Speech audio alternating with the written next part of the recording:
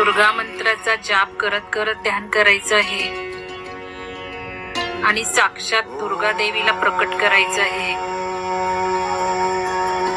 आणि प्रकट झाल्यावर आपल्यामध्ये तिला ऍब्सॉर्ब करून घ्यायचं आहे आणि आपणच देवी बनायचं आहे.